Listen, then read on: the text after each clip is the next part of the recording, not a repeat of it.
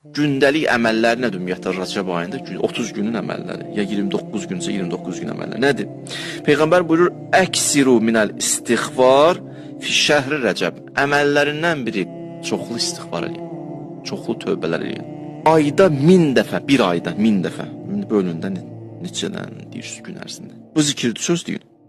Əstəğfirullah zəlcəlali vəl ikram min cəmi'uz zunubi vəl asam. 1000 dəfə. Hədisdə var ki, bütün günahların bağışlanır. Bu zikir elə söz. Ay ərzində 1000 dəfə İxlas surəsini oxumaq. Ay ərzində 1000 dəfə la ilahə illallah demək. Bir də Rəcəbin sübhü və axşam deyiblər bu zikir deyin.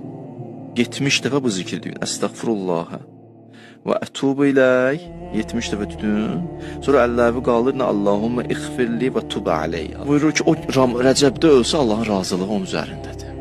Deyirəm sizə, bir gün tutsun, cəhənnəmdən 1 il məsafə qədər uzaqlaşarsan. 7 gün tutsun, cənnətin 8 qapısı açılır. 15 gün oruç tutsa nə olar? Hacətləri qəbul olar.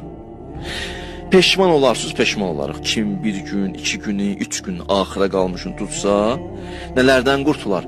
Sakaratul maut hədislərdə gəlib. Çətin can vermək. İkinci, qəbr əzabından qurtuluşdur. Üçüncü, Sirat körpüsündə büdürməzsən. Dördüncü, qiyamətin çətinliklərindən xilas olarsan. 5 günahların bağışlanır. 6, cəhənnəmdən xilas olur.